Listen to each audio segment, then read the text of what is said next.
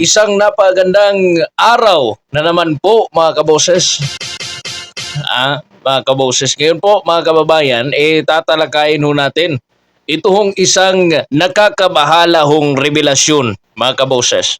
Mula ho sa isang post ni retiradong general ho ito mga kaboses.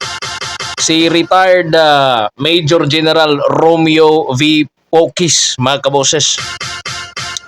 Gumising ho sa maraming Pilipino, ewan ko lang kung nakita nyo na ito mga kaboses. Bigyan lang ho natin ng reaksyon. Ano po? Ukol ho sa alokasyon ng pambansang budget ho para sa 2025 mga kaboses. Ayon ho sa kanya, ang pondong para sa dagdag na 200 pesos kada araw ho na subsistence o allowance ho ng mga tauhan o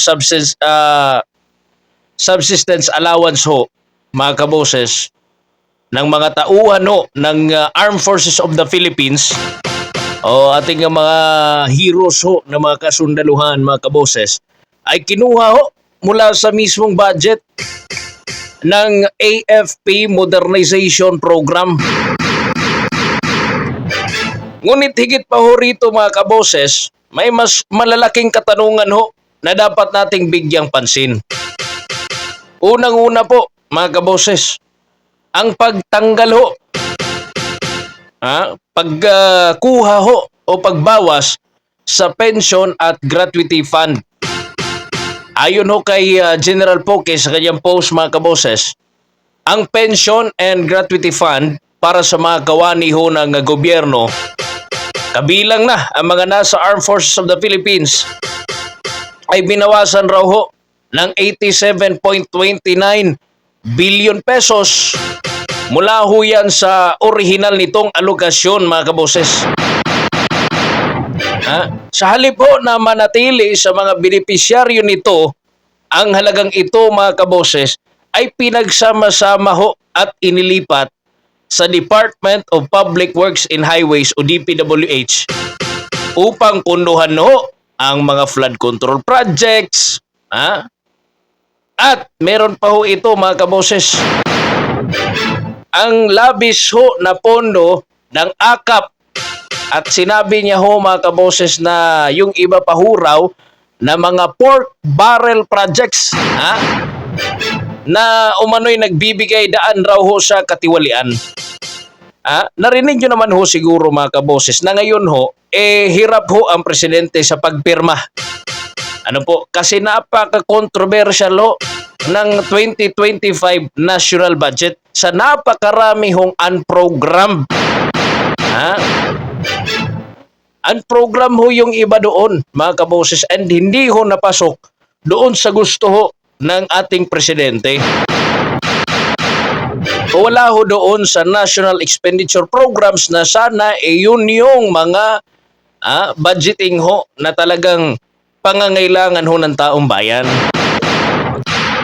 Pati ho ang presidente na babahala kaya nga hindi niya pinirmahan Ano po? Hindi pa ho niya pinirmahan mga kaboses. Sa December 30 para ho pipirmahan mga kaboses. Pero iwan ko lang kung may babalik ba itong mga binawas ho na mga budget po mga kaboses. Sa mga importante pa naman ng mga departamento. Ano po? Sabi nga ho rito sa post mga kaboses ni retired General Pocis mga kaboses. Sabi niya dito, earlier as I said, the budget to support the 200 pesos per day increase in food subsistence allowance of AFP personnel came from the AFP's own budget by reducing the AFP Modernization Program funds. Sabi niya dito mga kaboses, this amount was lumped with other fund sources and instead reallocated and diverted to the DPWH to support our honorable congressman's flood control. Flood control na hindi natin nakita. O baka money control yan. Ano po? AKA program mga kaboses. Mga budget ng mga opisina ng mga congressman natin, mga butihing congressman natin. Nagbibigay ng ayuda kahit hindi naman nila trabaho mamigay ng ayuda. And other, sabi niya dito, and other pork barrel money-making projects concerned AFP and other MUP pensioners. Sorry for you. Yan yung sabi niya mga kaboses. Ni General Pokis. Ano po? Isa ho rito sa concern niya is ito pong mas malaking alokasyon ho sa DPWH. Pinalubo ho ang budget ng DPWH ng halos 289 billion. Mula ho sa original na 825 billion pesos patungong 1.1 trillion pesos. Ang nakakabahala ro rito mga kaboses, nilabag umano ng Kongreso ang konstitusyon na nagsasaad na ang Department of Education, hindi ang DPWH, ang dapat may pinakamataas na alokasyon sa taunang pambansang budget. Ano po? Yan yung pinaka-concern mga kaboses ngayon. Now, ang katanungan na lahat, ano nga ba ang epekto nito sa ating mga sundalo at ating mga pensioners? Ito po yan mga kaboses. Ang mga retiradong sundalo at uniform personnel na umaasaw sa pension at gratuity fund ay mas lalong nalagay ho ngayon sa alanganin o malalagay ho sa alanganin. Ang mga aktibong sundalo naman na nasa frontline mga kaboses para sa ating seguridad ay nawalan ho ng pondo na sana'y mapapahusay sa kanilang kagamitan at kakayahan. Lalo na ngayon mga kaboses, ano po, binabantayan ho natin ang ating soberanya. Binabantayan ho natin yung mga kalaban natin, mga kaboses, sa gusto sirain ito ating gobyerno. Meron ho dyan mga NPA, mga Abu Sayyaf, o ano pang mga klase ho ng rebelde dito sa ating Pilipinas.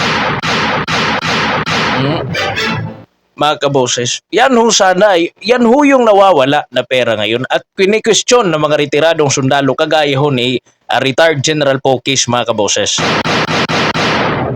Katanungan ho ngayon ng bayan kasi may mga netizens po tayo na nagtatanong. Bakit raw ho inuuna ang flood control na walang nakikita mga kaboses na ginawa na hong pork barrel at pork barrel projects ho. Ayon ho yan sa kanila, pork barrel projects kasi nga binibigyan ng mga pera yung mga opisina eh. Kaysa raw ho sa edukasyon, modernisasyon ng AFP at pensyon ng mga sundalo. Ano bang napaka-importante sa ating gobyerno mga kaboses? Pangalawang katanungan ho, saan napupunta ang bilyon-bilyong pisong inilipat sa DPWH? May transparency nga ba sa paggastos ng pondong ito? Well, tingnan natin next year. Paano natin masisiguro na ang budget na dapat para sa mga Pilipino ay ginagamit ng tama at walang katiwalian?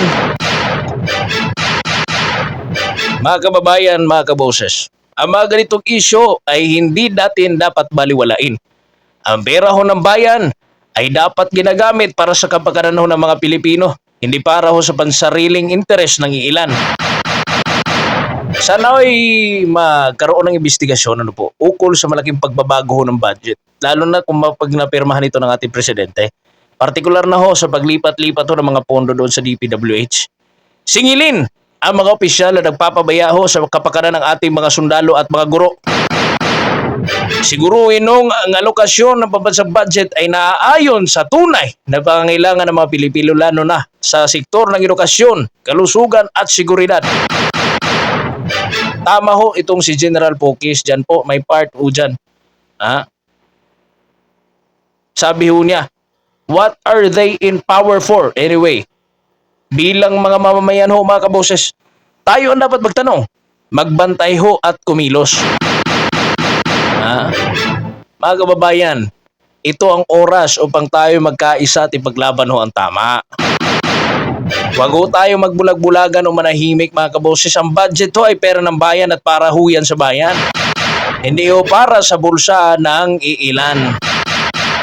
Ikaw mga kaboses, ano ang opinion mo? At sama-sama nating itaguyod ang kapakanan ng lahat ng mga Pilipino. I-comment nyo ho sa baba mga kaboses dyan sa ating comment section.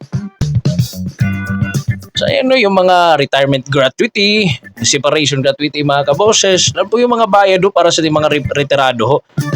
Part 2 ng kanilang retirement package ho yan. Ano po mga kaboses.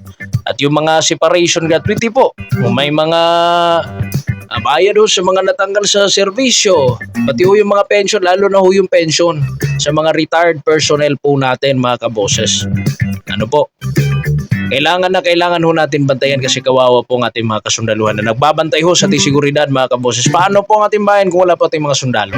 Ano po mga kaboses? Comment po kayo sa baba. God bless po sa inyo lahat. And Fox Populi PH po, napakaraming salamat po sa mga nanood. And happy 450 subscribers po mga kaboses. Maraming salamat po and God bless po sa inyong lahat. Bye-bye.